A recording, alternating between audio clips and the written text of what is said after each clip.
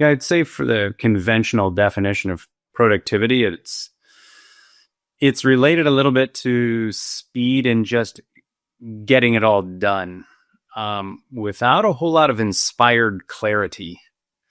The first thing that bubbles to the surface here when I interface people and help them in the ways that I love to help people, I'll ask them, "Tell me about tomorrow," and a blank stare.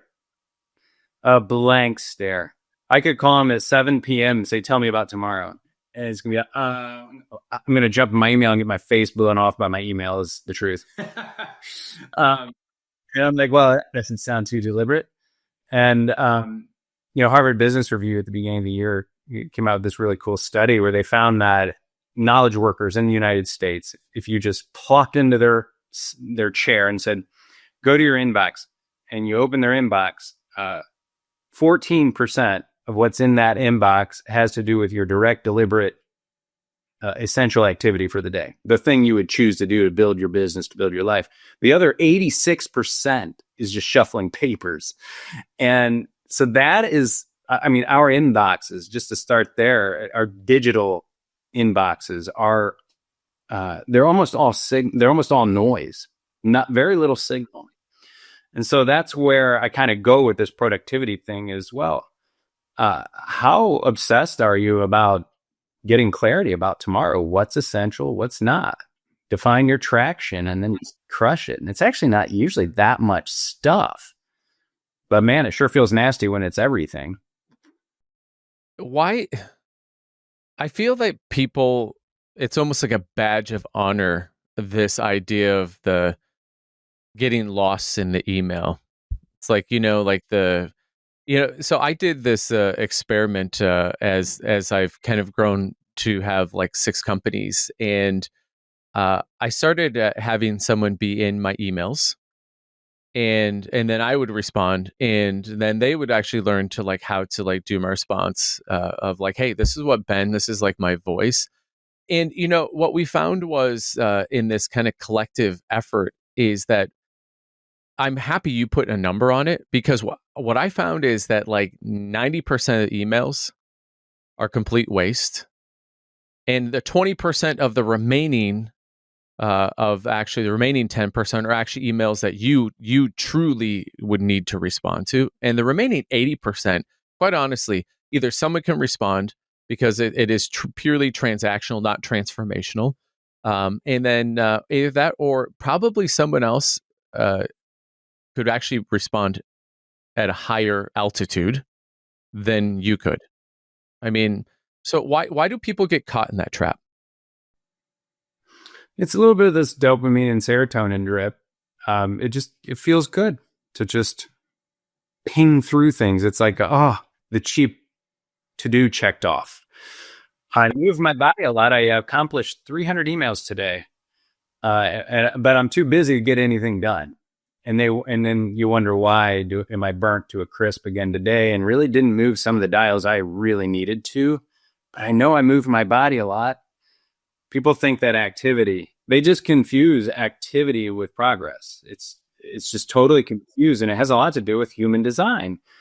I mean, we are designed to look at moving bushes because it could mean the end of our life. It did for the first 300,000 years since we've been in this form, depending on your anthropologist, like how far back we go. But we are designed to have chemical real reactions to shiny bings and dings. And the dopamine economy has just hijacked us. And therefore we have our social media addictions and the email addiction. It's a kind of addiction. It's not deliberate. They say we check our email between 70, well, it's actually depending on role, but between 70 and 390 times per day. That depends on your role. There's a big scan there. Sales executives are the most addictive on that study. And even if you are the one that only checks it 70 times a day, like on the very low end of that spectrum, and these are all inboxes. This isn't just email. This is digital check of all new things from social to work stuff. That's not deliberate. that is straight habit, and it's not a beneficial habit because takes you away from what's essential. At least I strongly feel that. Yeah. So what do you feel is essential? Like what's on the other side of that like dopamine hit? Like, okay, I'm going to put down like the nicotine hit, right? That dopamine hit for XYZ. What do you feel like is on what's that essential? Well, the feeling that's on the other side is a kind of ease and joy, a very important feeling of highest contribution instead of cheap plastic dopamine striking all day. And it's not a very hard thing. You're talking about 90 seconds of deliberate self-control before your neurochemical set starts settling down and the monkey mind goes away. It's not very hard, but you sure do have to engineer your technology and your environment so that you don't get that exposure. Because again, if you are looking at email a lot and you think you're just a distracted person by nature, actually, it means you're a healthy person who has an operating system that's functioning well. It's just that you have exposures that our species didn't evolve with. We're not used to this and we are not doing well with it. It's really interesting. You said ease and joy. What I found, and we started thinking back. I think I spend maybe 30 minutes a week now on email. And I say 30 minutes like where it's more because I'm being very deliberate in terms of the conversation around it. But truly, if we narrowed it down, it's probably like 15 minutes. And I find the correlation to my happiness and joy in this ease like exponentially. I mean, it used to be this like, it was, when you get too much dopamine, if you do something too much, it almost becomes you feel this sense of like almost singed corners. Um, and and I found that those singed corners started showing up in my life in terms of like how I would talk to like my family.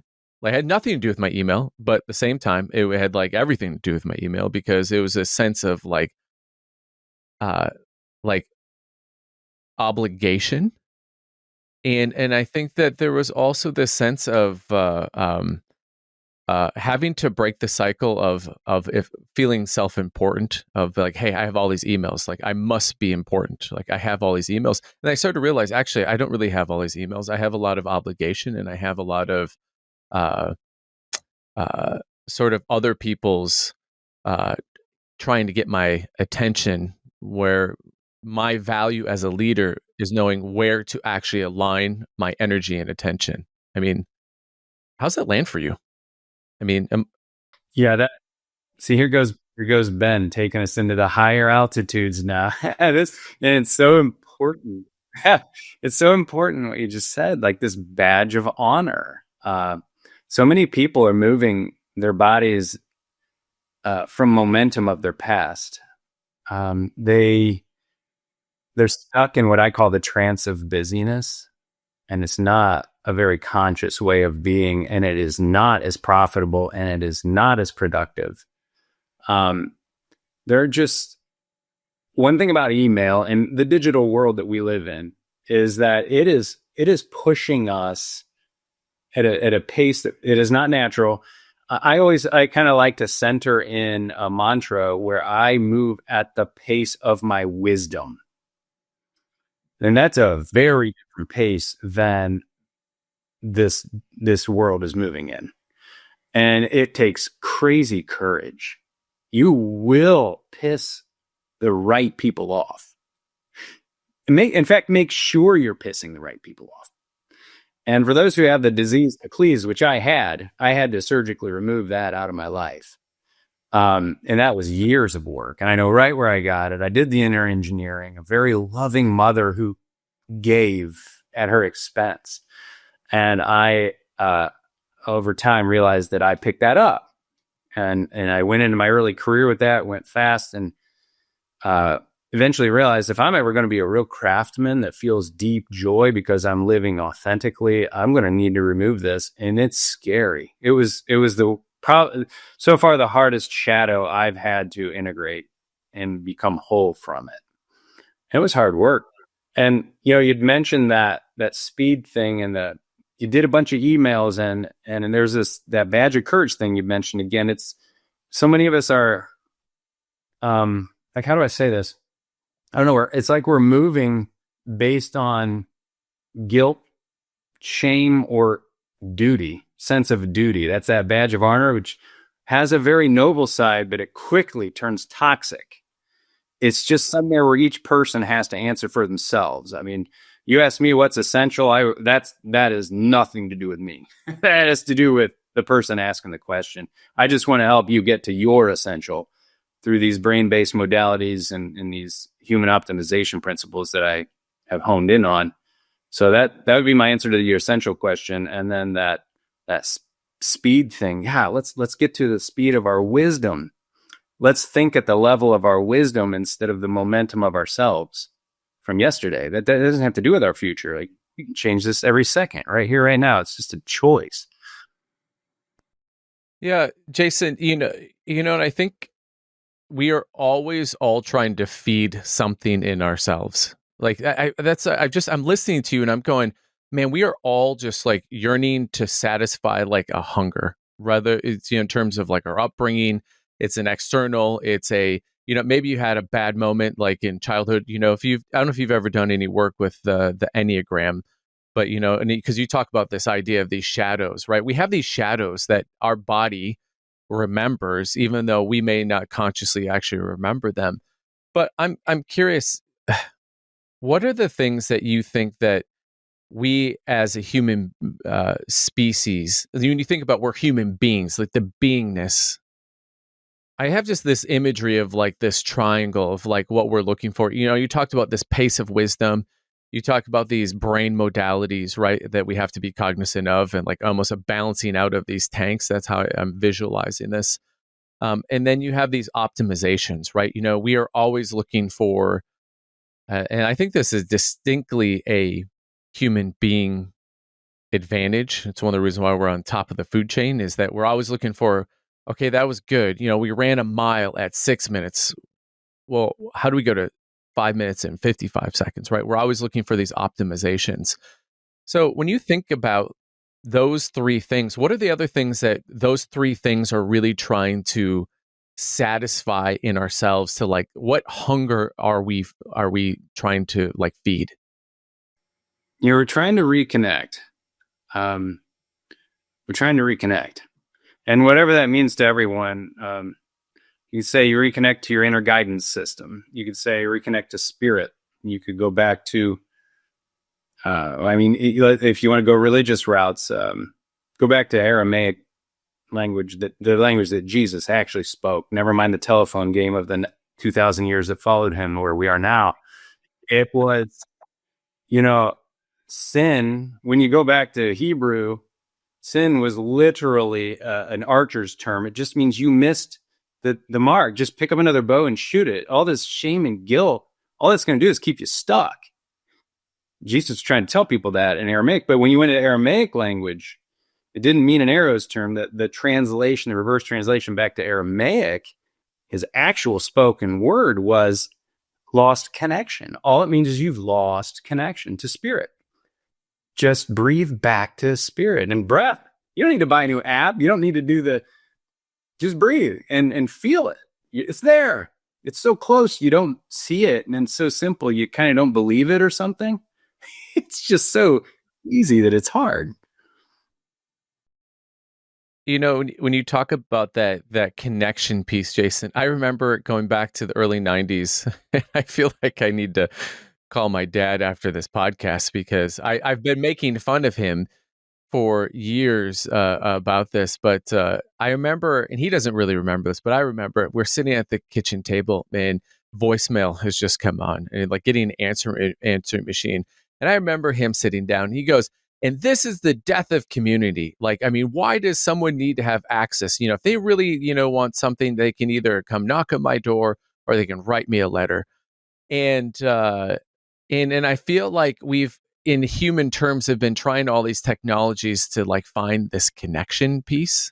At first it was voicemail, right? And then it became email, then it became, if AOL messaging, right? In terms of, and then it became in terms of like texting, where you'd like click, ABC, and then you go, yeah. And then you got charge per character. To now it's you don't even actually send things. You just send, as I look at my 17-year-old daughter's snap things, when it's like half of her face or a quarter of her face, and that's like the level of communication. But we've been always looking for this connection that seems like we're looking externally for either for that validation, or like we're looking for it, or we're looking responses back from the external for that validation and connection. What have you found to be the real connection that we're looking for? Well, this gets into some very spiritual waters now. I can only answer for me. This isn't for anyone else unless it's helpful to you. Take it. For me, it's connection to spirit. Like I've jumped off this game of who am I, which is an important question to ask in the early seasons of just trying to become more conscious and aware. Who am I? Who are you? Who am I? There's a lot of content around who are you?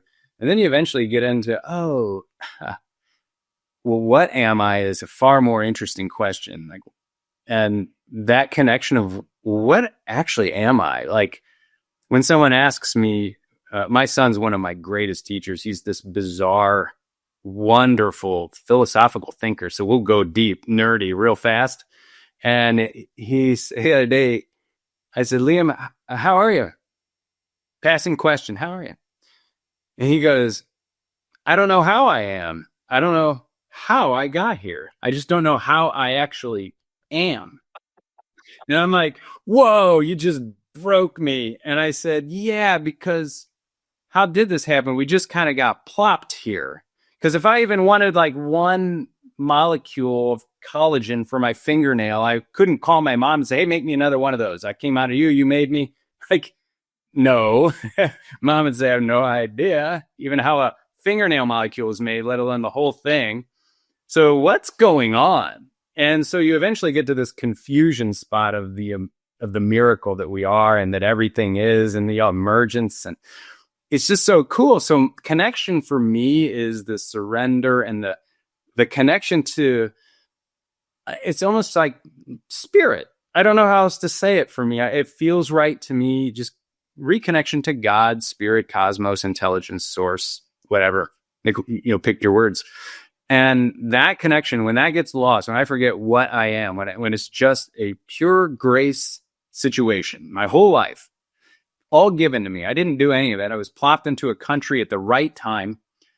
And I happened to be landing with beautiful parents that, didn't have cocaine and heroin problems. And there wasn't, I just was born in the right neighborhood. Luck, straight luck. And as a result, I was able to find some people and opportunities and things. And now I got into business and did a big corporate climb and got out. And now I do what I do now. It was all just given to me, a big chain of giving. And so connection to the miracle that I am now and that everyone is. Like, I love you, literally, Ben. I'm not kidding. Like, I have two things that if I spend minutes and calories, I measure it against, am I revealing unconditional love? And the second thing is, am I helping to enable the highest contribution of anyone who ever interfaces me directly or indirectly? Like, if I'm not one of those, then I'm off the mark. I'm not connected. So connection to my purpose and connection to that big boogaloo, whatever your version of the big boogaloo is, God, cosmos, whatever. Those are my connections. Purpose is more of a local one, and the connection to God, like not forgetting that one and behaving, therefore, accordingly. That's my connection. I'd love to hear yours. Yeah, I remember going back in like 7th grade, where they first start talking about like, what do you want to be when you grow up? And, of course, there's like the things you always dreamed about, maybe like in grade school, you want to be a professional, basketball player, which at, 5'10" and a half, like I was like, okay. Then it was like, I want to be a Navy SEAL, right? It's all these like things that are putting out there. But I realized at a really early age that I felt like I was really good at loving people. Like I had a lot of like love to give. But I just remember going, I was like, that's not something. But I think the thing that I started to think about as I've I like how you put in terms of not who am I, but what am I? It was really great context because as I've looked at my own evolution, as I've been excavating, like me, I tell everyone that I think the perfect version of you already exists. It's just what we're doing is just excavating either the shit that we put on or the shit that other people put on, and we continue to like narrow down the flavor profile, right, until we get like we find our little drop of liquid smoke. But I think the thing that my connection, when I find that I am most connected to God, spirit. By the way, I think that at the end of the day, I think the big joke's going to be when we get to the end, everyone's going to be like, they had all these different things, and it's going to be like, it's the thing, right? God, spirit, cosmos, universe. But I think it's when I'm in my most deepest connection is when I'm in a place of love, because I think that love is actually the artisanal well of where all the things that we are all searching for, gratitude, joy, right? And not happiness, because I think happiness happens in the transaction. Like, hey, I achieved this. Oh, I'm happy. But then next day you go, are you happy? And be like, well, no, I got to start all over again, right? Versus this underlying current of joy. But I think the joy and gratitude and curiosity, fascination, I think are these things that when I know in my most without sin, so to speak, like when I have that connection point, is that's when I find like that connection, and where you're driving along, especially like right now in the fall time, you see these sunsets, and it's not the sunset, like, because that's where everyone goes, oh, that's beautiful colors, but it's right before that golden hour where you feel connection in everything. Maybe I'm alone in that, but like when I have moments like that, or at 5 a.m., where you realize, number one, most people aren't up. Number two is that you get to be the first person to see a sunrise, or even just the first peak of light. And by the way, even when it is cloudy days, oftentimes before the sun gets above the clouds, you get that first blush of what the day is going to look like. But I think that's where I find a lot of my connection, and when I'm with people who I think draw from that same source. And I feel like you can walk into a room, because it's an energy game, right? You can go, what are you drawing from? Is it pure ambition? Like, I am a number to you. I am like a means to an end. Or, I mean, Jason, you and I just met each other, and I just going like, man, I never want this conversation to end, because I feel like we're drawing from the same well. I concur completely. And you remind me of we have this, it's an honor and a responsibility that we actually are an atmosphere. We're going to walk in there and people are going to breathe it. And it's cool to have this free will to proactively decide, what atmosphere am I going to be when I walk in that room, when I come up to this situation.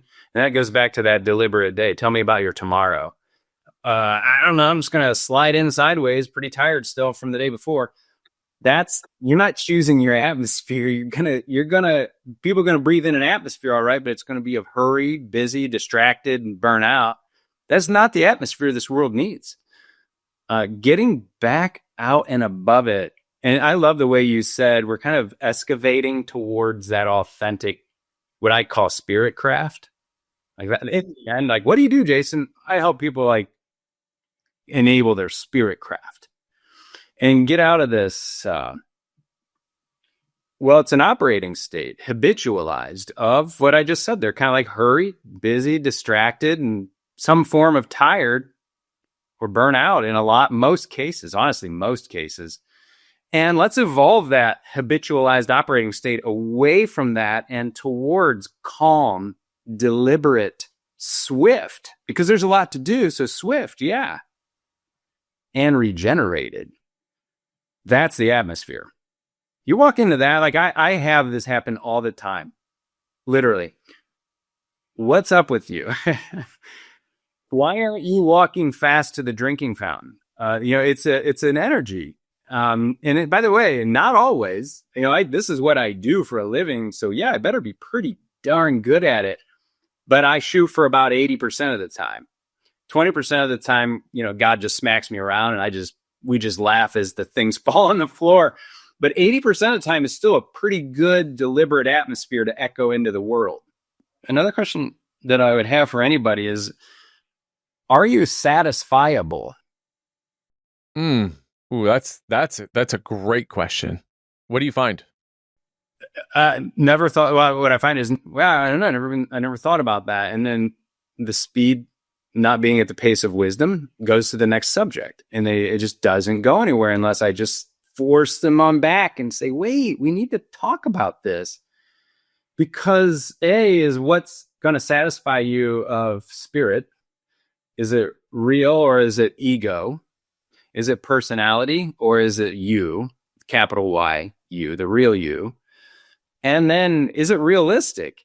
And by the way, if you don't even know, if you can't even describe what satisfiable is, you don't have a chance in hell of ever feeling the feeling of satisfaction, which is that ease that we talked about, the contentment. It's just such to be a satisfied man or a woman is power. The rest is force, and it's exhausting. Ooh. That's powerful. That is power versus like force, because they may seem like they draw from the same thing, but like one is like evergreen, and the other is a perception of effort put into it, right? Like being pulled versus being pushed. Bruce Lee was being interviewed, and Bruce Lee is one of my greatest spiritual teachers, believe it or not. As funny as that sounds, that dude, wow. He was connected. That dude knew what he was.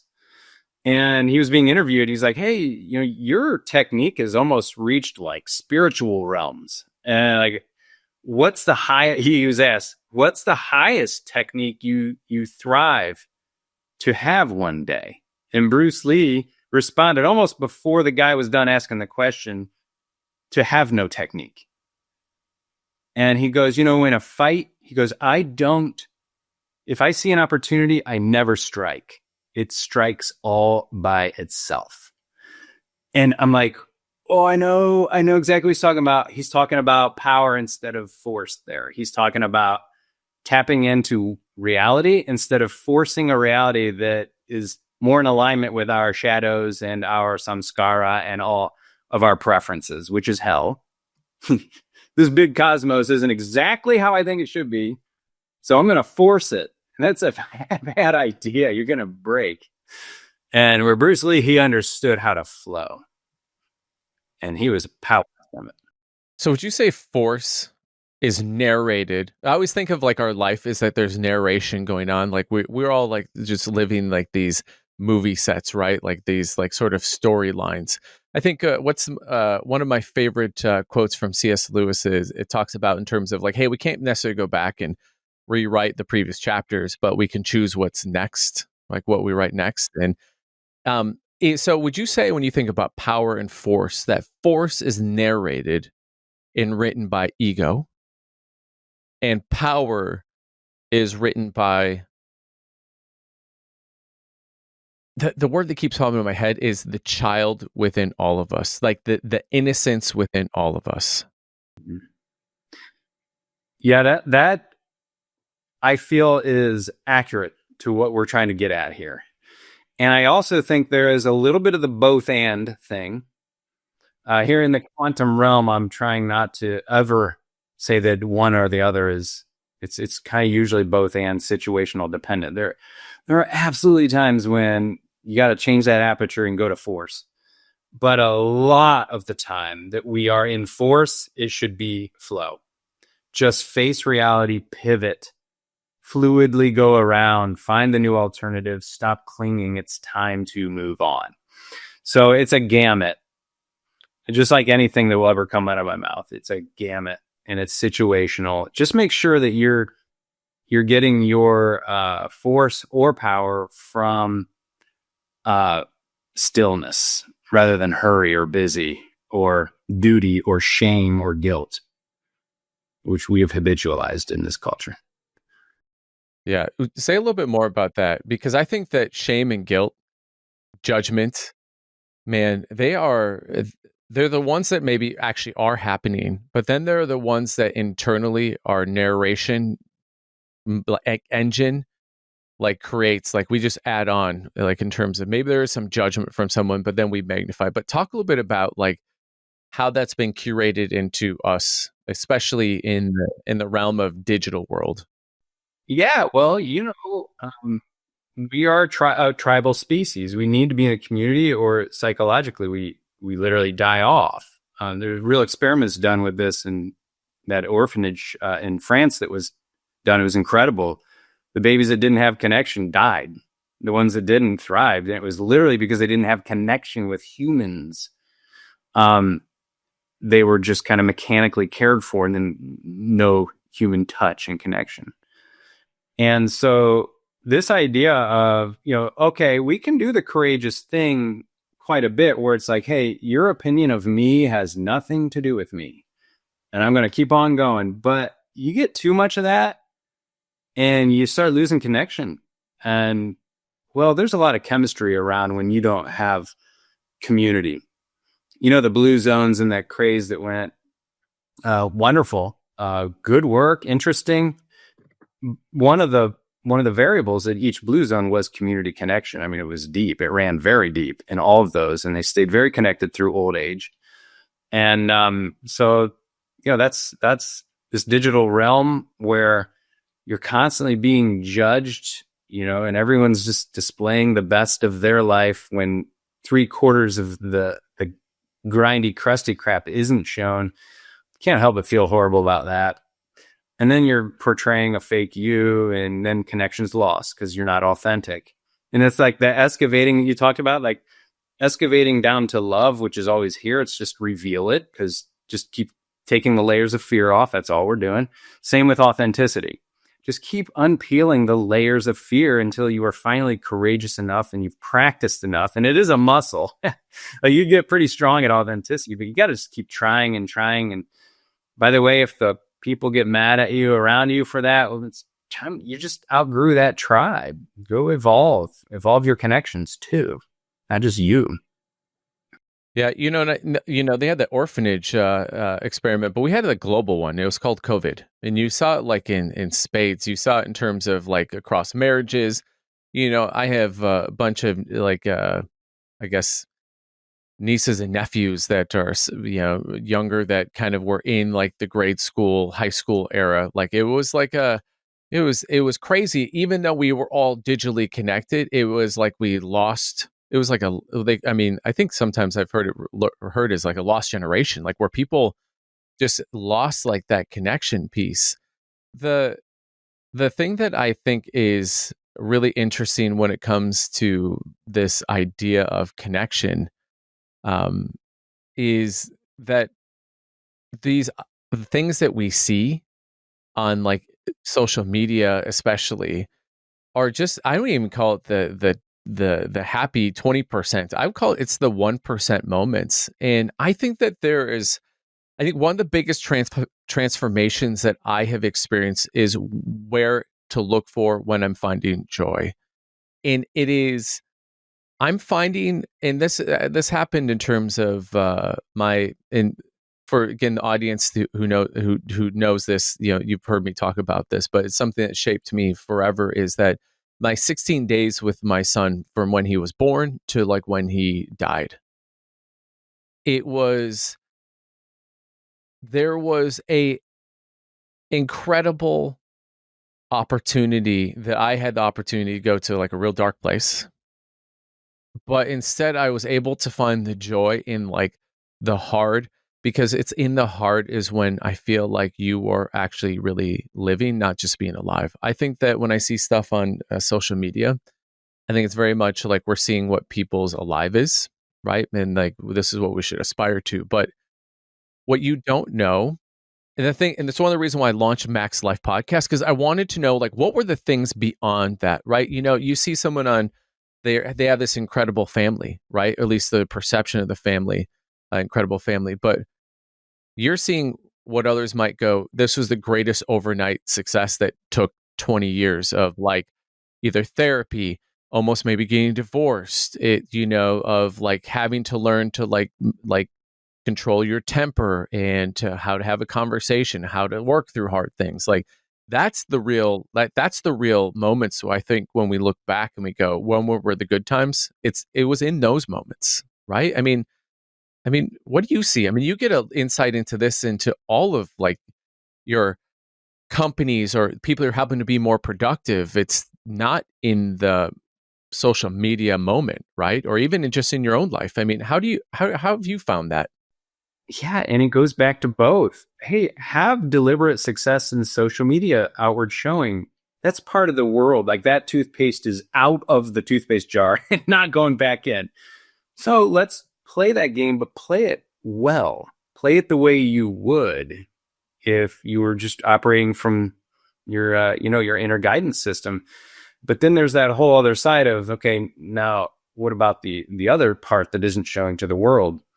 And the heart versus brain and gut. I mean, there are neurons in all three that actually play active parts. And I've heard it said that the heart it shoots out to the world. It responds like a turtle does. The mind responds like a rabbit does. So you see a scenario hits you. Someone just put their 2 weeks notice in and they're a key player and the big client is just signing on and holy crap, this is a terrible. Okay, so the mind releases the rabbit, boom, and it goes and starts dealing with it. The heart, which is a much bigger, wiser, older wisdom, it's a turtle. And you just kind of got to say, wait, we need the turtle's vote here too. Like we want the rabbit and the turtle power. And so you just got to kind of take some breaths. And sometimes you don't have all the time in the world to just do this woo. But usually you do have at least a couple of hours to say, wait. The rabbit mind is quick, which is great, but it's not deep. The heart and the rabbit playing together make for a gorgeous system, like the left and the right hemispheres. This is basically just a metaphor. But you remember in high school, Ben, when they said, I'm imagining, I think all high schools in the 80s and 90s talk about this thing where your left hemisphere, that's for math, and your right hemisphere is for art. And it was just like real simple like that. There's some truth to that, actually, but it's not true. Both hemispheres have connectomes that work on all things that you interface. And when you let the left hemisphere, especially the frontal left, that's your like real fast. I call mine Dozer. I've actually nicknamed my front left lobe. It's Dozer. He is an asshole. He's a bully. Everyone else is an absolute moron. And we need to do this now because the rest of the world doesn't matter. I already know. Shut up. That's Dozer. All right. Now, if you breathe through this, get to stillness, go back to this what am I thing. Is this helping to reveal more unconditional love? And is this helping to activate people's highest delivery in this world? When you get to that, just let some time can pass. Then all of a sudden, your right hemisphere kind of starts coming online. It's the bigger wisdom. It's the bigger picture. So I'll give you an example. Really, I'm going to ask you this. It is not a trick question. Point to up for me with your finger. No, not a trick question. It's obviously that way. It's up. Well, that's your left hemisphere. But if your right hemisphere were given time, if you were really to meditate on this concept of up, you would realize we're on a planet that's spinning. It's actually rotating. So now which way's up? And the planet's going around a sun and in some oblong way at 94 million miles an hour. Now which way's up? And the sun's going around the Milky Way galaxy, and the Milky Way galaxy is going around the cosmos. And it never really ends. We don't know what's going on. We don't have a clue. And by the way, there's officially no up. It's just a perspective of a tiny little being that's on the surface of a rock that's so small that we can't tell, and we think that's categorically up. So that's the difference between left and right hemisphere. Does a sailboat sail? Left hemisphere says, yes, I live on Lake Erie. I see it all the time. Right hemisphere says, no, actually, that's just a boat sitting in water. Wind pushes. And so the wind is the source. Let's work on the wind instead of just looking at only the boat. It's all systemic. Does a tree fall? No, it just sits there. Gravity pulls. So the right hemisphere will come online and say, wait, we got to look at the system, not just the object that we see with our tiny, fast perspective. That it's a big deal to go slower. It's where human genius lives, actually. You know, we were an interesting species where we weren't stuck in this cult of focus, like the badge of focus, focus, focus. Interesting to hear me say this. My company's name is Focus to Evolve. But if I were really to finish the sentence, it would be focus and unfocus to evolve. That meandering mind is critical to human genius, critical. And we just don't do it. It's not, in fact, you get punished for it in some companies. You take a little 15 ultradian break, which we need to be taking 3 or 4 of each day.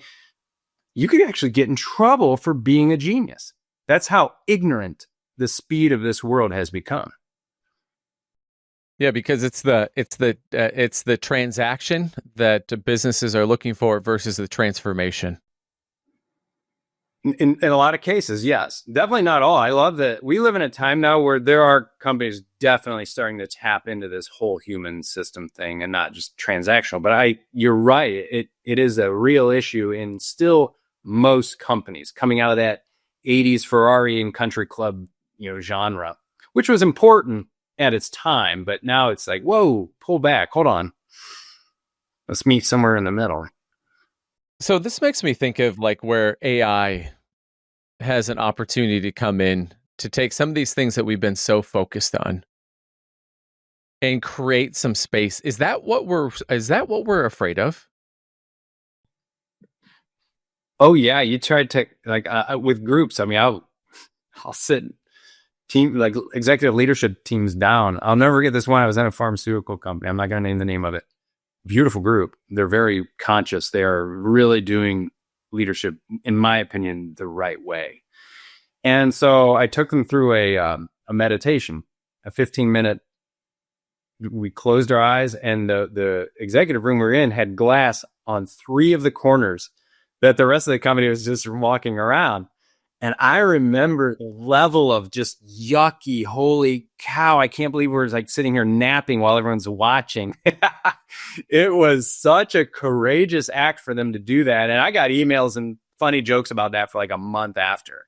But they also said, but wow, the level of energy that came back to the room after we did that, because it was an all morning situation, was undeniable. Like, why aren't we having everyone do this? We were very nappish creatures for a very long time until the industrial age. Then they engineered the schools to be between the bells just to match the industrial bells. And then the digital age hits us, and there are no more off times by design. Just choose to participate differently. If it's about joy and highest contribution, because a tired human, I always go to the athletics, like the top performers, they have serious napping schedules and they sleep long hours and they live very boring lives. You think, follow LeBron James, you think he's out in Vegas partying and drinking champagne all day. Is not the truth. That boy sleeps because he knows the meta nutrient is sleep, and then he takes good care of himself. He gets massages.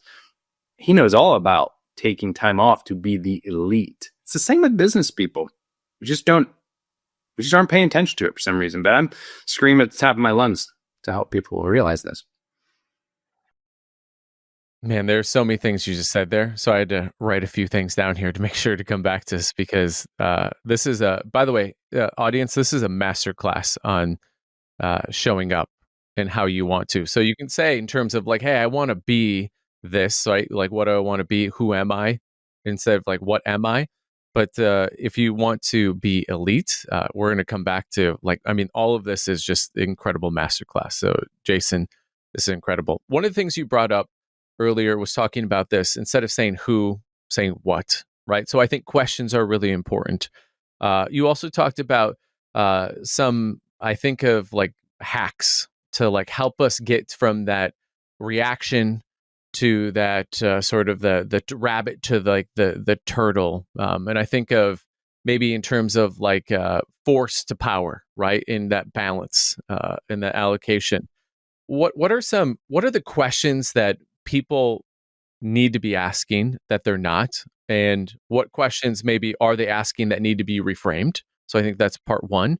I think part two, what are some hacks that we can be doing to allow that sort of nothingness or that stillness or that thing that allows the rabbit and turtle to play? Bottleneck brain right now. Like, this is what I do for life, is kind of this question, because all of this sits within each person, within you, it's all already known by you. It's weird how fast we know when we ask in stillness. It's a kind of prayer. And I like that. It's like our prayers are the request and our intuition is God's response, and it's immediately. But you can't do it in a hurry. It doesn't work. Like the intuition only whispers. It doesn't work in loud, fast situations. It just doesn't. That's why we're driving home from Friday. There's no work ahead. I got a fun weekend, or in a shower, and that, that knowing hits then, and you're not even hardly asking. But if you make a practice out of slowing down and asking, it's ceremony. It's ritual.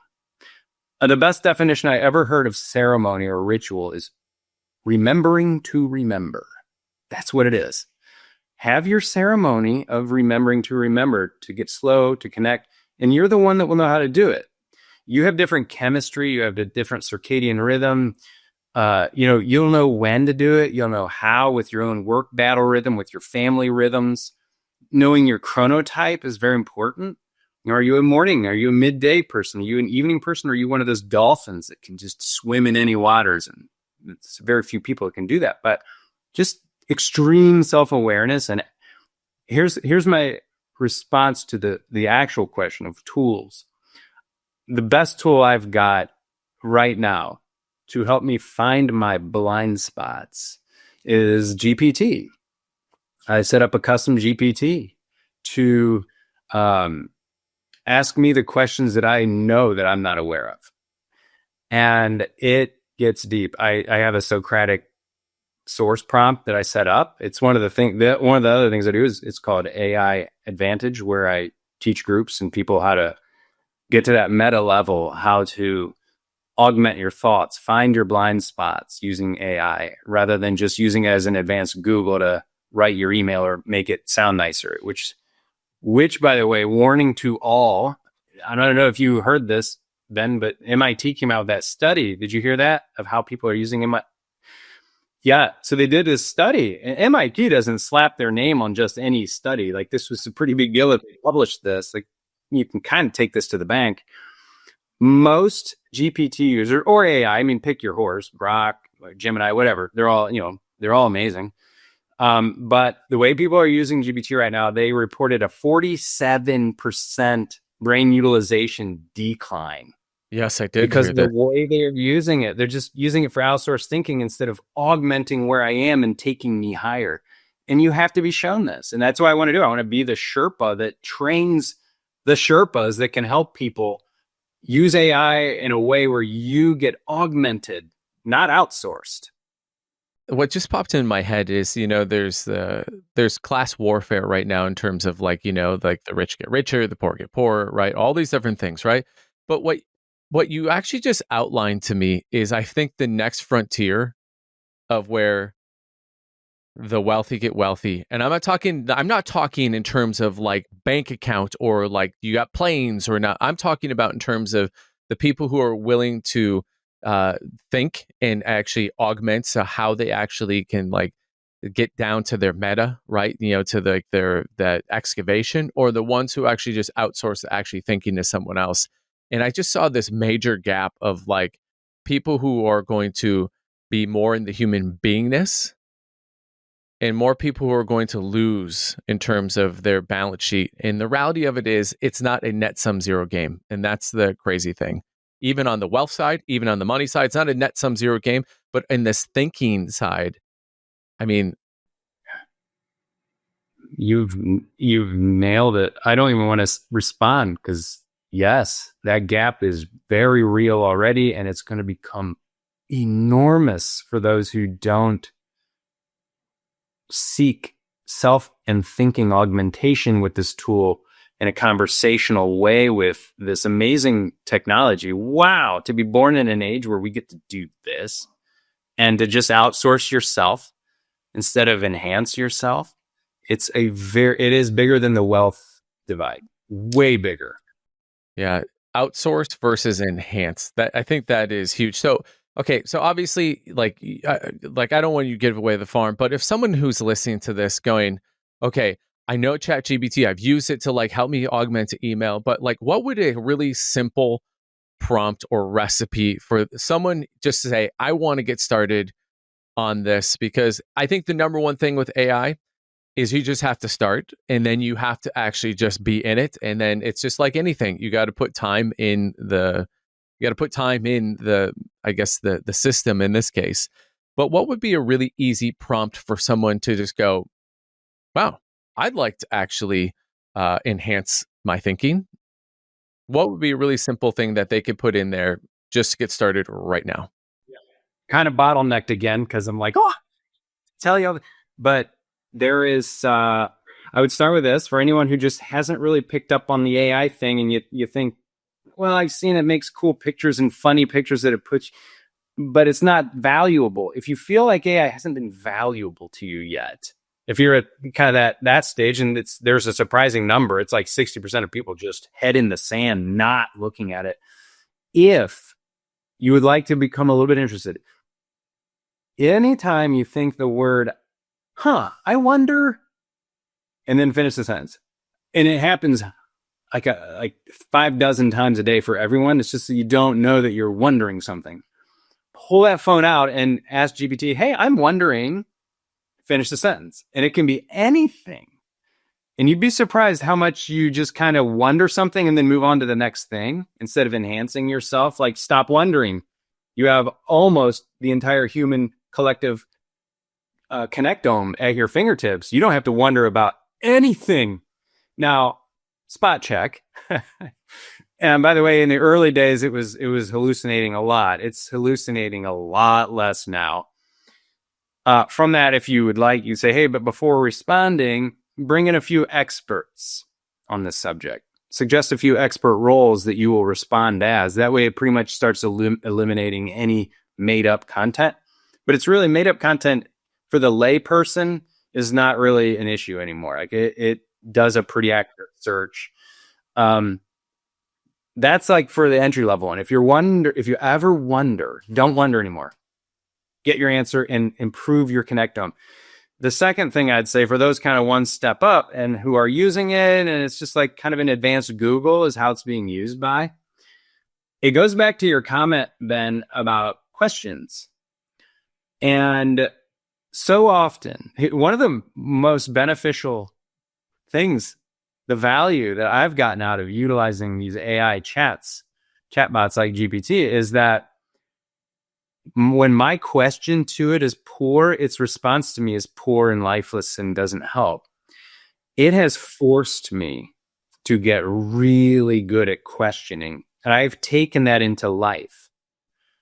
And if you have trouble getting good results, ask your question to it. Here's the tip.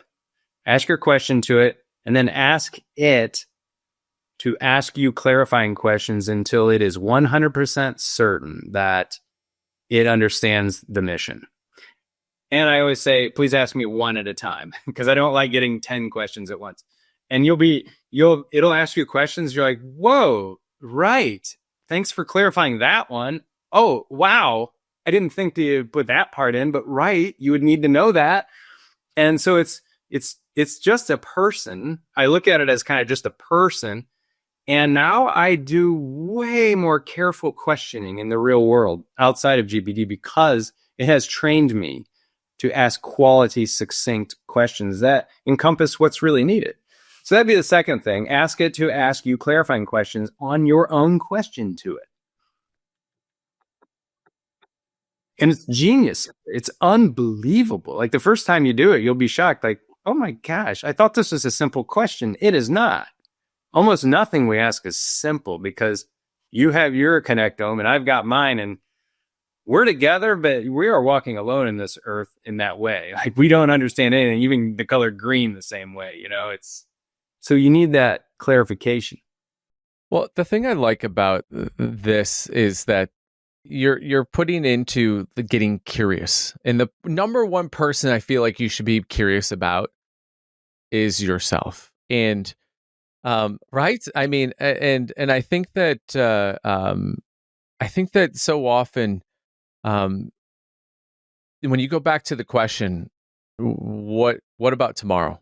Like, what does your tomorrow look like? What about tomorrow? Is that it's this lack of internal connection of what do we want to be like? Because when you ask me like what tomorrow looks like, like what about tomorrow? I'm going, well, I have like these almost like seasons of my life throughout like each day. I have like my morning season, right? Which is about like connection with my body, my breathing, right? Which then sets me up for like the next major thing that I have in my day, which is making breakfast for my family, which then sets the scene for them to be able to actually launch into going to school, right? In a way that they are funded, not just nutritionally, but emotionally, right? I mean, so but I think though, to your point though, it all started in really in journey for me like 10 years ago, of really just starting to ask questions, and it's free.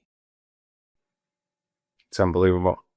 It's kind of hard to believe, but it's true. Like we're so lucky. It's just another grace dropping that it's free. Use it or not. I can't believe it wouldn't be used.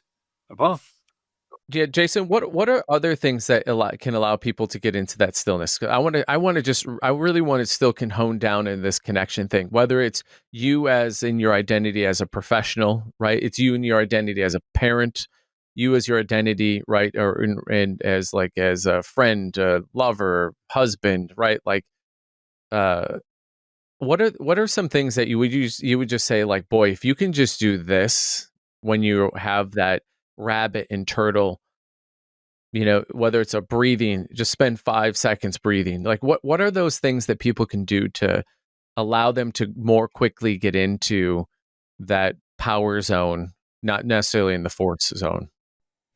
breathing is always the first answer just because you're already doing it. It's extremely free, and you might as well use it for not just oxygenation and carbon cycles, but for this to get to your genius, to get tapped back in and rooted. You'd mentioned it's a pretty deep dive. Like, what's keeping me moving so fast always? Why do I feel like I need to always be on? And can't take off. Like, you have some shame or guilt around a nap at 10 a.m. That's a hard one for a lot of people because the buzzsaw is going full blast out in the world. And it is just a muscle to build. It's just a discipline, so to speak, with an understanding of the why behind it, because you will feel better. You will set your atmosphere and therefore help the world to be that. Like, I love that you just mentioned you do a preset before going into your family breakfast. And the difference that makes, rather than just jumping in, checking your phone, because you got to get it to those emails, and the kid's watching you not be connected. He's learning non-connection. She's learning non-connection. Your wife's frustrated with you because you are sprinting through life again and not connecting with her. And it's just like this examination, like you'd said, like, be curious inwards on this stillness finding thing. I mean, there's that Rumi quote where he says, when he was, what do you say? When he was clever, he was changing the world. But when he became wise, he started changing himself. And so it does, we all have to start putting that lens back on ourselves eventually if you want to evolve. We are the ones, and it's kind of just accepting that responsibility. Stop the momentum. So breath is one. Vibration's a biggie, biggie. Vibrational resonance is real. Like when you strum one guitar and then hold another guitar right facing it, the other guitar picks that same tune. It's a real thing. It's a phenomenon. It's entrenchment. Our limbic stem does the same thing. So if you have music that you know elevates you, use it. More music. If you can dance and sing a little, if you're not, afraid of that, I would invite you to that too. But whatever it takes to up the frequency. So it's really a vibrational frequency thing. Like if you go outside into nature, you hear a lot about that. Get outside. Well, that's very true. That's actually has to do with the vibration suggestion. So you've got breath, but you also have vibration. You go outside, do this forest bathing, or even it's just a walk outside near a corporate headquarters. If you're in an office, or just anywhere, get outside. And have you ever heard of the Schumann resonance? Mm-mm. It's actually the vibration of the earth from surface to stratosphere, and it vibrates at 7.83 hertz. And when you go out there, it actually pulls you into that vibration. It's obviously a much bigger force. Like it's not going away. It's the vibration of our atmosphere that we live in. And so the weird thing about that is that same exact frequency is human flow state frequency. If you have an EEG on, 7.83 hertz is optimized human flow. And I'm one of the earliest graduates out of the Flow Genome Project. And I learned all about this. And when I heard about the Schumann resonance, like the earth that we evolved on, or got plopped onto, whatever you believe, is the same vibrational frequency as human high performance. Come on, get outside more and get entrenched in that. You don't even need to do anything. And by the way, like forest bathing too, you go out in the woods and most trees, their bark emits a chemical they're called cytophytes, I think it's called. Yeah, cytophytes. They, you breathe it in, and they've been proven to lower cortisol levels by up to 17%, just breathing in that cytophyte. It's unbelievable. So this nature walk thing is not woo. It's proven in labs. And there's more. Like we could go into the grounding, get barefoot. There's a whole lot to that, and that's not for today. But that's another thing. Get out in nature. It's not just because. There are real reasons people have been doing this. We've been connected to nature for a long time. That goes back to that Native American thing and the Lakota work that I've been involved in. They were on to some of these things, and we have forgotten, and we need to remember. Or do we need to unlearn? Or both? All of these layers that we need to excavate to get us back to unconditional love here and now. That's always here. It's just covered up. Yeah, Jason, let's head down that. What are the things that we need to unlearn? Right? Because just to preface this, I think it's so interesting. We spend our childhood hoping to grow up. And then when we grow up, we actually try to find that childlike innocence again. We try to find like that childlike joy, that playing. My 4-year-old daughter, when you're talking about resonance and singing and dancing, I got to tell you, I'm coming in with a new appreciation just based off our conversation today. She sings and dances all the time. And I got to tell you, man, her joy resonance is like, if you could bottle it, I'd be a billionaire. Like, and I think there's a huge portion of that. And so, like, what are the things that you feel like that you've noticed in all of your work that we need to unlearn for us to truly, by the way, if everyone's going, man, we're going all over the place, this is actually what we're talking about. This is how you become more productive. So for some of you who are going, okay, no, where's the email hack? Like, what's the thing that we're going to do? Sure, maybe we can get to some of that. But I think, though, that Jason is literally giving you the keys to the kingdom. Like, this is how you actually get more productive. So, Jason, what are the things we need to unlearn? Yeah, thanks for that context, too. It does seem like we're shooting all over the place, but it really is. It's the root. It's the tectonic ground that you need to address, because emailing a hack and getting the new AI app is only going to take you faster down the trance of busyness. It will feel yucky and yuckier and yuckier. So stillness is where it's at. And so what do we need to unlearn? Well, it's the same as the essentialist thing. I could never answer that for another person. Ever. I wouldn't even lightly, remotely try. I can share what I had to unlearn. I had to unlearn my trance of unworthiness so that I would stop being so damn performative. You cannot be a master craftsman and be a performative thing, doing something so that others will be impressed or so that you'll get more money. You got to do it because this feels alive in me and it's true. And this is me. There. Unlearn anything that takes you away from you being the real you, the little girl dancing loudly and just laughing. Like, when's the last time you cried with someone? You know, a lot of times, especially for men, you know, we hold it right here. We'll get it up. We'll get a little teary-eyed, but then we're like, I'll just choke through this, instead of just pausing and cry, belt out. If you can't cry, if you haven't cried, like meaningfully cried, and especially in front of a trusted loved one, whether it be a family member or a deep friend, just know that there is smoke and you should go hunting for the fire that's causing that to be blocked. It's generational. You know, unlearning the blockage of emotion is just so important. So what else do I need to unlearn? It's kind of pretty much, it's not a matter of unlearning this and that and that and this. It's kind of a matter of auditing your entire belief structure. Because we're just like this, we were plopped onto this earth, and then about 400,000 narratives were plopped onto us before we had a conscious choice to sign on to those narratives. We just became the narratives.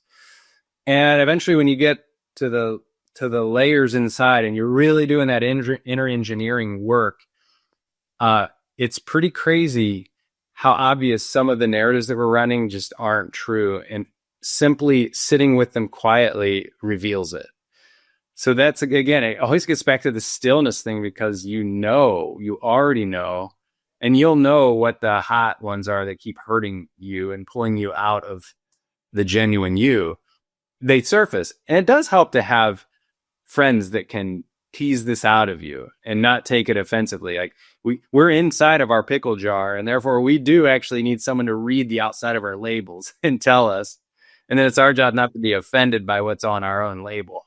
And we've all got little funny nasties, as long as you handle it lightly and lovingly. And don't be upset with your past self. It got you where you are. Nothing wrong with evolving, though. It's interesting to hear you say, like, hey, I had to get through this sort of feeling of unworthiness. Where did your unworthiness come from? Like, when you were sitting in that stillness, like, what came up and like what came up to you in that stillness where you realized that unworthiness was a thing? It was a frequency that needed to be maybe augmented or redirected into a different energy. Like, where did that stem from? That actually stemmed from young adulthood. My very first set of, you know how I mentioned earlier about the people pleasing that was in me? So I got to the source of that, I worked with it and lovingly integrated it. I didn't kick it out. I was like, there are times to do that, and thanks, but it's just that you're not going to be in the driver's seat anymore. Now, on this unworthiness one, that wasn't a childhood thing. That was an early adult thing where I got a job out of college. It fell apart within 3 months. It was in medical equipment sales. They went out of business. Boom. I was like, oh man, okay, I don't have a job. And I was Mr. Achiever back then. I was really who am I mode. So I wanted to build a great personality and ego castle so everyone would respect me. And that went away. Then I got another job in print management. And that lasted about uh, 9 months. I sold for Xerox, an exclusive agency for Xerox in Northeast Ohio. That agency lost its license. Boom, out of a job again. So now I'm on to my fourth job in like a year and a half.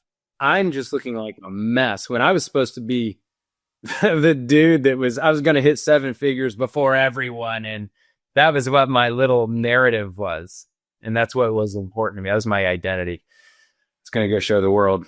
Well, then the fifth job was this technical recruiter. I mean, you can see I'm just like grasping for anything at this point.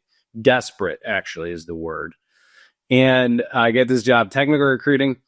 And then that was right at the time when there was a huge tech pullback, and they had a 40 or a 60% riff in the company. And I was first in, it was first in, first out. Boom, I'm out on the streets again.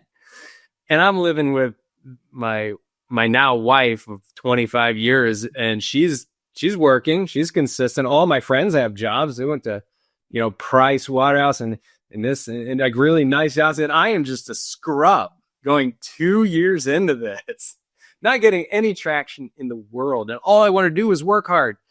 It was kind of weird how it just kept happening. Like, cause I really did want to work hard and do the right thing and make money. But it just wasn't my season.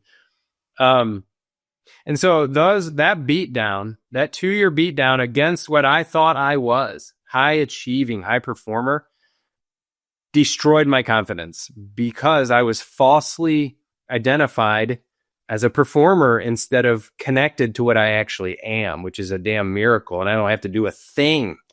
I'm a miracle from day one. I will be after I die. I was before I came here in this form. That's so much better than depending on what the boss says, or depending if the customer says yes. Well, that's a terrible thing to pin your worth to. And I was pinned 100%. And I had to be ripped out of that through the pain teacher. Pain teacher's the greatest teacher on the planet. And that was the only teacher that could have gotten me because I was stuck. Yeah, I was very prideful and didn't know it, didn't know how toxic it was. And so that was the source of this unworthiness, was that nasty 2 years. I had to rebuild existential confidence through the right way, through the right through the right questions. And it was a long climb to get myself back and to identify what the heck I was after that self died violently. Jason, I'm really curious, right? You've said something earlier today, and I thought was so profound. Prayers are requests, intuition is God's response. And I'm just wondering, like, if you were, whether consciously or subconsciously, like when I heard you say you were an achiever, right? And it's like, you were like, it's clear that you had greatness in you. And was that the request? But you were maybe augmenting and like maybe focusing on the wrong greatness, right? On like what the balance of like your bank account was, or like the accolades that you would get.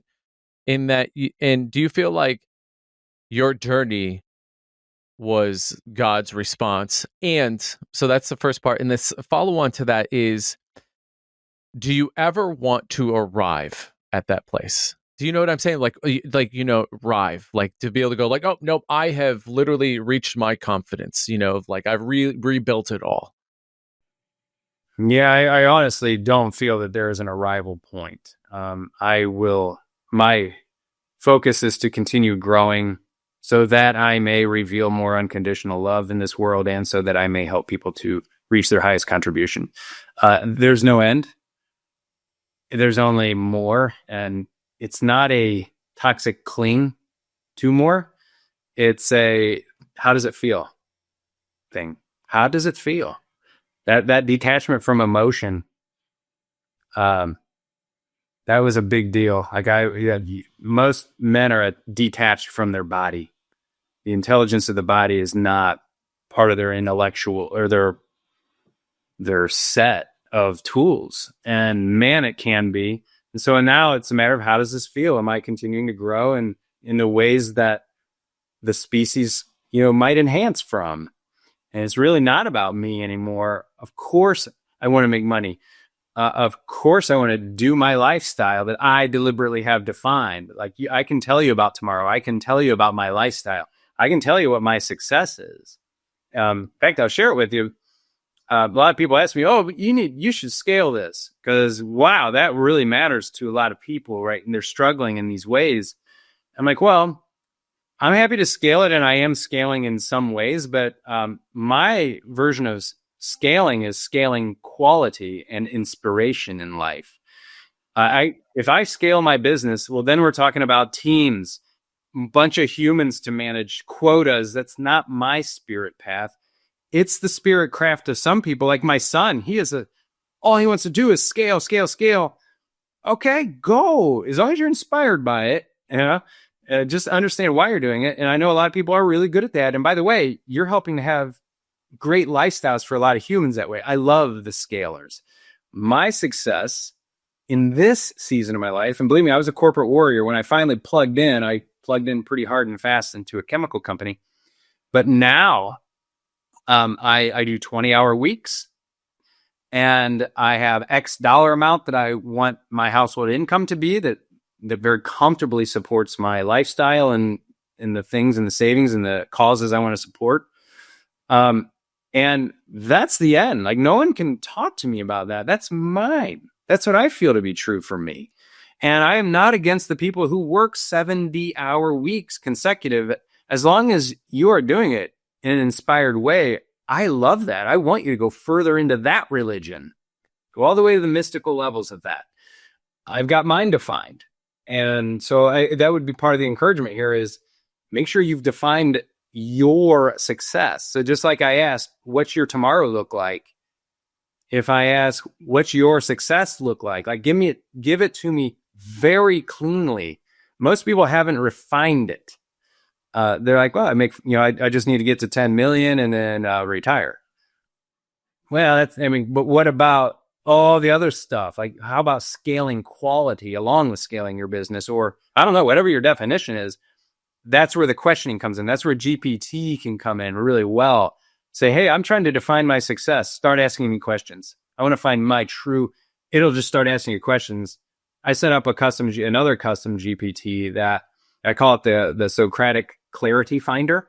So if I'm ever iffy or I just can't decide, or I open that baby and man, it doesn't give me 1 inch of wiggle room. It just takes me precisely inside to me. And it's within about 4 to 7 questions. I'm like, well, that's the decision. I feel good about that. Moving on. So use your tech. Can I say one more thing about technology in general? Yeah, please. Tech, we have all this fast tech. And the interesting thing is we have to go slow to get the value out of the fast tech. So if you try every new AI app that comes out and you read that article and, oh, Perplexity is amazing. I got to go try that one. And oh my God, did you see Grok just released this fun? If you keep jumping around like that, you're going to be like a millimeter deep and 5 miles wide, because every day I think something like 500 new apps are coming out around this in this category, 500 a day or 600. I can't remember what it is. Just pick one. You're not missing out. You can't possibly grab it all. Go deeply on one of the horses and just watch how cool these apps are. But you have to spend slow time with them. This theme of slow keeps coming up, doesn't it? Yeah. Yeah. One of my favorite recent books that I read was Comfort Crisis. And one of the things it talks about, the biggest leading indicator of creativity is boredom. And so what you actually put, stillness sounds more enticing, more of a compelling offer than boredom. But it's so true. And I appreciate your actual public service announcement on just saying, hey, just start with one. I'm on a couple different tech streams with people who are like, they live, eat, and breathe AI. And like the FOMO is a real thing, but that's not the point. Is in the thinking. It's not chasing down the next one. I mean, this is what someone sort of what you told their spirit craft is like. They love that, and they love like testing and driving into it. But again, they're just on to the next thing, which is great for them. I do want to talk a little bit about spirit craft. You've brought it up multiple times today, so much so that I wrote it down. And I really appreciate you sharing like that. Hey, my young adult, where I 4 jobs in a year and a half, and that 2-year journey for you to realize, hey, we had to shatter this confidence so we could rebuild it back the way it was maybe meant to be. And I'm curious. You even talked about where people pleasing came from, and I'm gathering from our conversation today, Jason, that we are born with a pristine spirit craft. The difference is the only way we can articulate it is goo goo gaga, wah, right? And eat and we poop and pee. I'm curious, as a parent, how do we foster that spirit craft in ourselves as like parents as we are continuing to evolve, but more importantly as we think about these next generations, right? What I don't know who to attribute this to, but the quote, a mind once expanded can never go back to its original size. So I think as people are hearing this, and as I'm hearing you talk about this spirit craft, I'm going, well, I have a 17-year-old, I have a 4-year-old, and now I have a almost 9-week-old. Like, I have a desire to protect the environment that my children's spirit craft is, so that they have the free will to be able to decide what that is, to foster and inflame the confidence that they have in moving forward with that spirit craft. What would you say to parents like myself and what you have and what you've experienced even with your son? I mean, your son obviously is asking questions that are not, I would say, normal in, I would say, the everyday programming. What would you say to that? Yeah, I would say, hey, parents, this is from my experience. This doesn't mean everyone's experiencing this or will feel this to be true, but your kids are currently in the process of forgetting their spirit craft. And they will nearly fully forget it in their 20s and 30s as they try to get rich or whatever they might try to do. And then then they'll start feeling the yucks and be like, wait, what am I actually? Why am I unhappy even though I got the Benz and the 6-figure salary now? And wow, this doesn't feel like I thought it would. Well, then the search for the spirit craft begins. And that's the inward journey. And it's going to be very customized. You're going to walk alone in that, but have the tribe to support you. Have people who have done it. There's if you ever heard of the Modern Elders Academy? Mm-mm. Or the book, there are a couple of books around this, like Falling Upwards by Richard Rohr, or The Second Mountain, these kind of books. This is the same thing. You're going to go ahead and remember your spirit craft that you were born with. Your daughter dances and sings. The spirit craft doesn't mean you're going to build that widget instead of this widget. It means you're going to do the widget building as you. And there's so much joy and productivity and advancement in you bringing the one you that you were supposed to be. You're going to get hired. You're going to get promoted. You're going to get fired from environments that don't support you being you. Thank God. Hurry up and get fired from that and begin your spirit craft. So that's what, well, I'm not saying go do that other service or go switch industries because you do better over there. It's do the real you wherever you are. That's spirit craft. You don't have to leave a job. You don't have to become an entrepreneur, or you don't have to go and get a corporate job. That's my response. And how do the kids learn it from you? Mirror neurons. Be it. We already talked about the atmosphere. Be the atmosphere in the home that they breathe in. Your words are utterly worthless in comparison to you doing it. Like, I have one client who's awesomely high performing.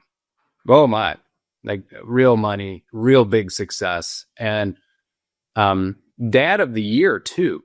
Coaching, run around, doesn't miss a thing, works long hours, goes and works till midnight every night too. And I asked him a question that was just like real brick smash at 60 mile an hour. I said, what do you think your son's learning about your level of fatigue right now? The reason I was hired was to help him to not do this in such a burnt out way. And he was being dad of the year, all the standard surface level stuff. Truly, like, I couldn't compete with the amount of stuff he was doing for his kids, but he's teaching them how to be burnt out, off balance, and sprinting. And it was just one of these moments. Be the atmosphere. It's a hard thing to do. But I think our kids, man, especially when they get into that 12 and 13 age, they're just so brutally honest. You can ask them anything and they'll tell it to you, and be ready. Put your seatbelt on. You're going to get a real answer that will probably make you mad. But just know it's the stuff you need to hear. So I'd say that on the technique, it's not really a technique. It's you being what you want them to be. And it happens quite naturally. Yeah. What a great ripple effect of that. Not only you being you, is that you're transforming that happiness into joy and ease and stillness, but you're also probably natural outcomes are being that you are being more productive because you're showing up authentically. We've like eliminated the distortion, and you're resonating with the people, like your ideal audience who wants to resonate with you, and it's an epic symphony. And oh, by the way, you're creating the ripple of either breaking a family tree of something that was previous, right? Or you're planting new roots. Do you want to add anything to that? Because I have a follow-on question to this. Since you asked, the last thing I want to do is you're giving parental advice. But since you asked, the other thing is with your kids, allow them the privilege of their process. It's a privilege for them to go get their asses kicked in life. You know that that's not going to work. Lightly advise, let them try. Instead of trying to avoid the pain for them. They need that. They need the pain teacher. We all do. Put some guardrails up, obviously. You don't want them burning down houses and villages, but we just try so hard to advise them to death, because I know, A, maybe you don't know, because the world's quite a bit different than when I grew up. And B, let them grow in this very natural way. Let them eat the fiber with the sugar. Like, we're just so sugar oriented. All the fiber and the nutrients have been ripped out from a metaphorical standpoint. So as a parent, go ahead, let them go get burnt a little bit more. Super important, actually. By the way, you're saying, be authentic, be you, be authentic. And then you're like telling them to be you right out of the other side of your mouth. It's the opposite of authenticity. Let them try their authenticity. They'll find their course, as long as you're the loving guide that you should be. But it's somewhere in the middle, right? It's some kids need a little more, and you just need to dial up and down per scenario. But it's something to consider. Yeah, it's what did someone say to me the other day? And they were quoting someone else, but a statement is just a poorly worded question. And so as as parents, it's interesting. The thing keeps starting to resonate in my brain. You're asking the question, what does tomorrow look like? And it almost seems like the following question, or the precursor question, is what did you learn from yesterday, or some variation of that. Like that'd be pretty good. One of the things I love about this, right? Because as we're talking about parenting and children, right? It's about hopes and dreams, right? But that's not something that is just synonymous with youth, right? We all have hopes and dreams, right? Whether we're 50, we're 70, we're 90, right? And often to whom that is for and to what levels we want that to be obviously change. But we were talking about LeBron James earlier, and we brought up elite, right? And you said they lead really boring lives, but I want to, like, that's true. And it also comes from a burning desire of, of more, right? Whatever that more is, like that in quotations, that more, that there's this ambition, that there is, like, how do we continue to protect our spirit craft and continue to protect and grow and enhance? while also being comfortable with, I don't know what the word is, pursuit of more. Some of these are going to be maybe some trigger words for people who are listening to this, but like this like but like this moreness of that there is, whether it's from a place of because you want something because you want it, right? There's that. And then I think there's this more because you just feel called in your you-ness that God put you, that you are like, it's like Superman flying commercial, right? Like if you don't do the more, you are being selfish. Like, so can you talk a little bit about how do we do these things and be comfortable with the more? I'm so glad you zoomed in on this. This is so critical because a lot of people say, Jason, so I'm supposed to go meditate in a cave in Tibet? What's that going to do? No, right? That's a different kind of work, by the way. It's important, but it's a whole other conversation. Um, the This LeBron James thing, I'm so happy you brought that back up. When I said boring, he lives a boring life. No, not at all from his point of view. Like he's doing exactly what he wants to do. And obviously he found his glove and he put it all the way on with confidence. Boring from the outside, typical egoic ways of, hurting yourself through excessive alcohol consumption, poor this and that. So thank you for bringing that up. I didn't mean a boring life by any stretch. His story is probably quite a bit more exciting than mine. So In keeping our joy and ease, how do we do that while still being pulled forward by the more that is out there? okay. Yeah, and here's where I would respond to that by saying it really does get back to the feeling. The feeling really is the secret. This world needs you to produce things in this real dense world with these hands and this mind. And by the way, not a little bit. It needs you to do a lot. Like that's why we're here. It's a matter of blindly momentum movement, kind of like the proverb is trying to get your email to zero, all of it, and that's what you do all day, versus an architected, well-engineered set of 4 things that you know will move the world forward in a way that you're inspired by. How do you know when you're inspired on an activity? I hate to say this, but it goes back to stillness. You'll know immediately. You know what BS is when you're still. You're just like, that's ridiculous. And you know it. And this is not ridiculous. Why do we keep putting out this damn TPS report? I'm done with this. We're done with this.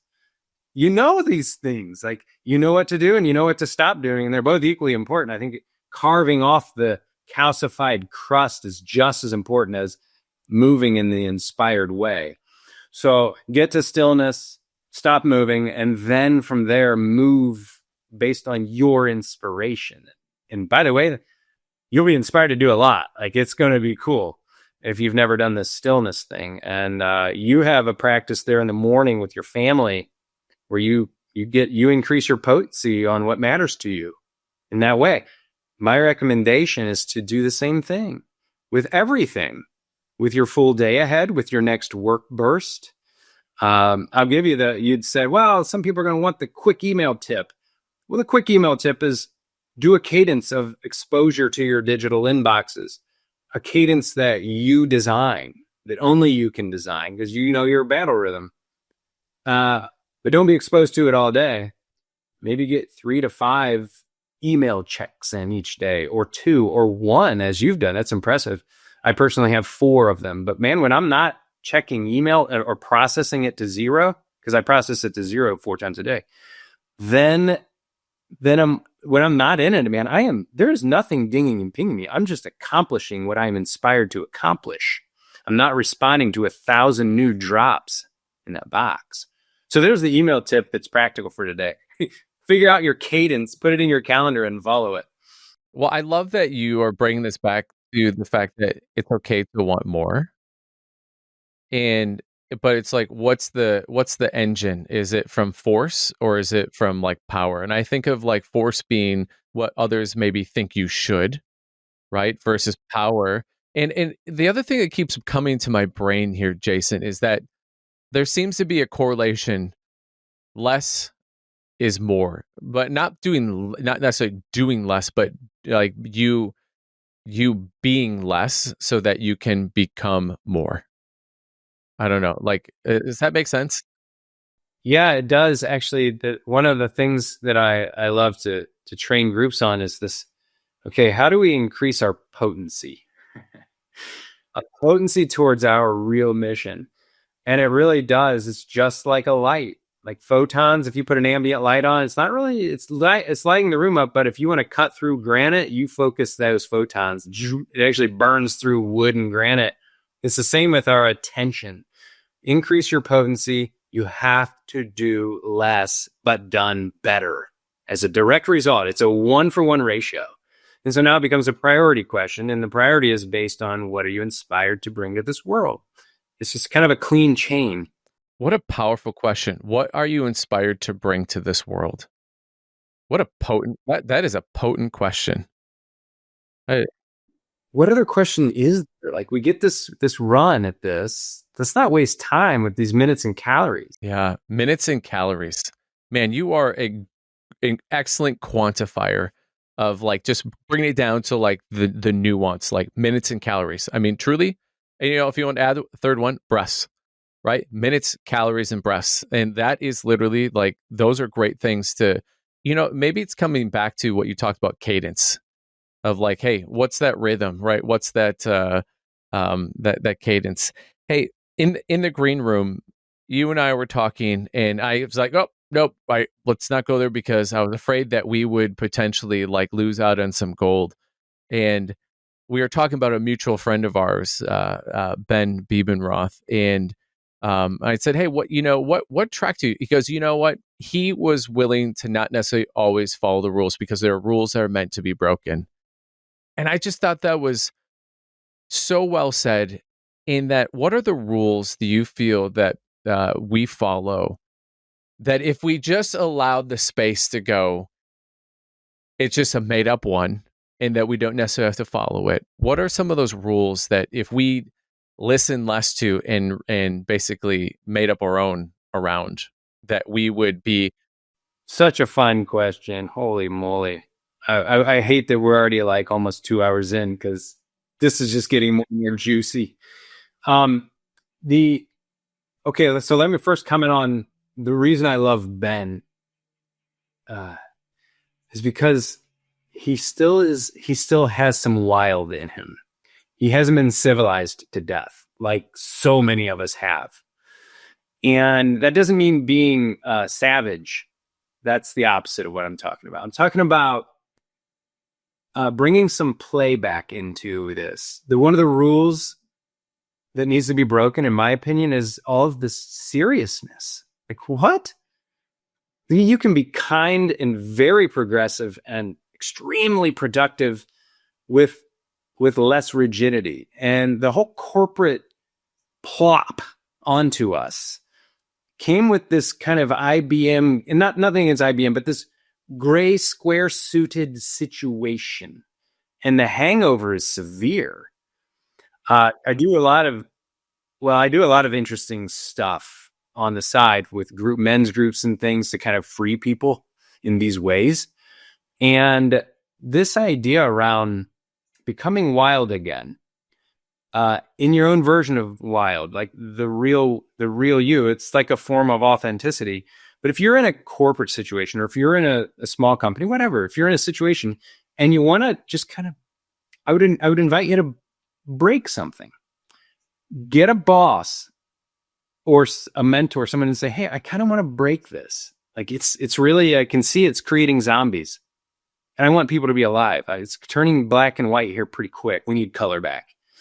Get a partner and break something playfully, not mean. You're not doing it to spite the person who created the program or anything like that. In fact, do it with them. Say, hey, I just feel, conversational. It's a metaphor. Break something, but get some partners around it. Don't hurt anyone. Rule number 1, do it in a kind way.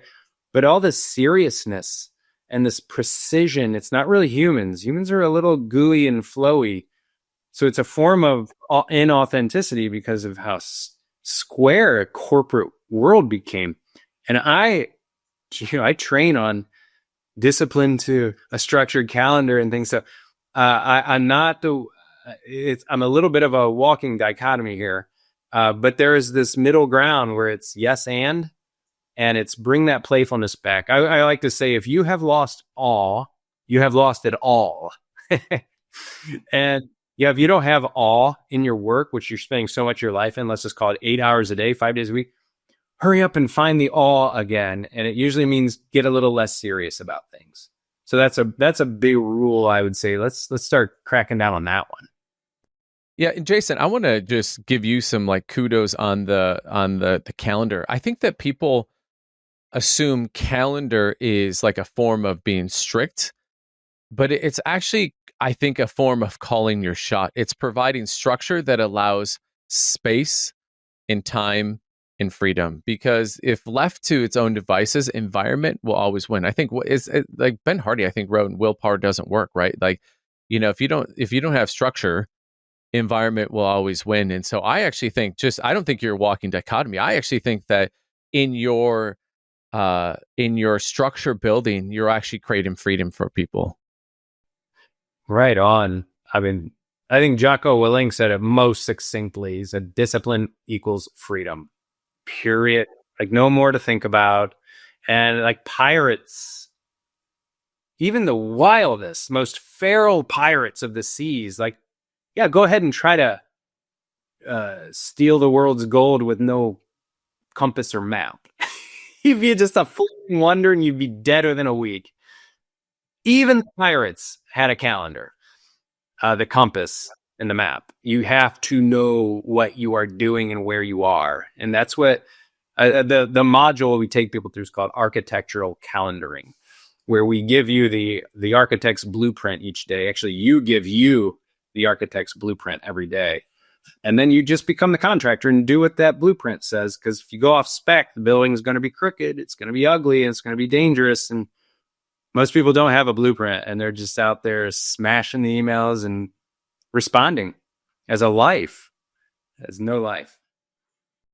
It's almost as if you are not living a life of awe, the only person you can blame is yourself. Because what you just talked about is the only person who's creating the architect blueprint is you. If you're working for a job you don't love that doesn't bring awe, whose fault is that? I mean, this is immense amount of accountability. What I love so much about your talking about the structure and the beingness and being inspired from makes me think about what you were talking about earlier about leadership. And I think that this is so important because someone might say, well, I'm not in a leadership position in their professional world. And I think that is like selling the day short, because you are a leader first and foremost to yourself. Right. And not only that, but then if you have family, right, you are a leader of how you show up and how to like lead them. I'm really curious. You had talked about, you said, hey, I believe that fill in the blank is the most authentic form of leadership. Can fill in the blank. And what does it mean to be leadership in today's I think today's world of, as we have all of these external pressures, but as we have our spirit craft, we have our inspired you, we have that awe. Like if you have awe, you have all, right? Like what does that mean to be a leader in leadership? Half the people who ever hear this might not resonate with what I'm about to say, but it's love is. I mean, what would love do is such a good freaking question. That way you're thinking about the families of the people you're about to make decisions on. You're thinking about the impact on the earth. You're thinking about money too, because that's an important currency is a real spirit energy too. We need to think of all. Love thinks of all of it. And by the way, love has teeth too. Love strikes down when it needs to and protects boundaries when it needs to. But I just love that. That's my answer. Love is the highest form of leadership. Go to it. Ask. See what it says. Why is that such a kind of woo-woo sort of like you don't hear people talk about? Like why is love, even though it is literally the birth of all of us, right? For the like 99.999%, right? Is that we're created in this incredible miracle, right? You said I was a miracle to begin with. I'm a miracle now, and I'll be a miracle afterwards. Which I love that we're kind of bringing this all back, because love is what brought you into this world. So why is it so like woo wooey for us to talk about that in leadership, in corporate world, in business, in professional circles? What a challenging question. And I certainly don't have a strong answer. I would, if I just kind of listen, I would say it's something along the lines of fear is why. And fear of what? Being misunderstood. And therefore losing love. I think you might lose love talking about love, because there are a lot of people who are not well versed in emotions. A lot of leaders, in fact, maybe most, unfortunately. And it's the most important, powerful source in the cosmos, and it's not being accessed. That's my best guess is fear of loss of love is why we don't talk about love. It's a strange irony. Yeah, well, I have to imagine, Jason, and when you get an MBA, they don't have a whole semester on the power of emotion and love, right? And I think you're onto something. I think that the thing that we want most, like when you think about your own relationship in your marriage, right? You've been married 25 years, and I will tell you the thing that like brings my wife's heart closer to mine is when I bring a level of vulnerability of things that like I'm uncertain about, or that I'm fearful about. There's this vulnerability, and I think it goes back to we were talking earlier about shame and judgment, and I think sometimes because we have not spent the time exploring our own spirit craft, our own like that excavation, that um I think that we all want to be seen, heard, and understood, which I think is a form of love, that we are so worried that we won't be seen, heard, and understood. And I think you hit it on that fear about, and I think it's that shame and judgment. I will tell you that when going back to my 7th grade story, when I just accepted that that is like how I wanted to lead all of like my organizations, and that's how I wanted my organizations to be, I got to tell you, it was like a force multiplier. The amount of business and the amount of like revenue, it was like, and not only that, but the more I keep leaning into it and believing in myself and loving myself, um, it has been, I can't, it is crazy. I mean, it is absolutely crazy. It has been one of the biggest productivity force multipliers, because I'm seeing, hearing, and understanding other people first, who are in turn then seeing and hearing and understanding me. And all of a sudden now we make music together, right? And all of a sudden it's crazy. Well, I'll tell you, I seriously bow low to you for bringing that to the world with your companies, and you're giving everyone permission to do it. So, man, well done. Good work. Well, Jason, this has been, I'm going to say it again. This was an absolute masterclass of what does it really mean to be productive. And I'm super happy. And again, we're probably gonna have to have you back to actually go into some of these human optimizations and these like brain modalities. But I really think that if people are listening to this, to be really wise to understand of like what was the context before the actual transactional things that we can think about and do. Like Jason, masterclass of this was like this was incredible. Hey, if people want to know more about you, they want to follow you, they want like, hey, give me a daily dose of Jason. Where do they go? And if someone who's listening to this in the professional business world, or just wanting to go like, hey, man, I would love to have like you either come and speak. I want to join a group. I want you to come into my company. Where do they find you? Either to listen, be engaged, or be able to hire you. Yeah, thank you for the opportunity to share that. Where to get a daily drip of me is LinkedIn. That's kind of my platform. and Jason Henkel, Henkel. Just search for me. My website, www.focus2evolve.com. Focus2evolve.com. And that's how, like, if you want to do a workshop, one of these, I call it the spacious productivity workshops, to help everyone get to that balanced, thriving point of being the highest producer, but done in harmonized ways that don't burn humans out. Group workshops, one of my main thing, speaking engagements of all kinds to different organizations, groups, teams, all kinds of things. So on the website is where you could find that, or hit me up on the LinkedIn there. And I would love to hear from you. This is my life mission. I'm going to help people to find that balance, thriving, and really just reach new levels, but done in healthiest ways. So thank you for the opportunity to share that. Hope to hear from people. Yeah, well, you're super welcome. That was beautifully stated, and I think people will get a really good taste of that today. One of the things I like to do, Jason, as you know, is I like to let our guests lead us off or end us with a ripple, a last thought, a question, something to kind of enhance the thinking. According to what all we talked about, like, I knew you were going to ask this because you asked all the guests, so I wanted to really leave it genuine. And as we went through all the different pathways we went through today, I'm kind of reminded to it's an invitation. Let's say here's the invitation. In what areas of your life are you picking yesterday up and plopping it into tomorrow? And just stop.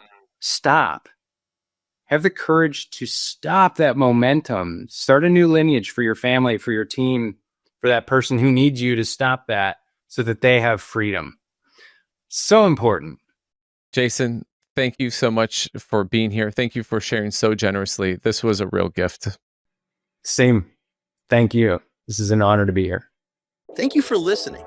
A big thanks to Elation Lab for the production and creative design. Remember to like, subscribe, and follow us on YouTube, Apple Podcasts, and Spotify. Keep listening for more MaxLife.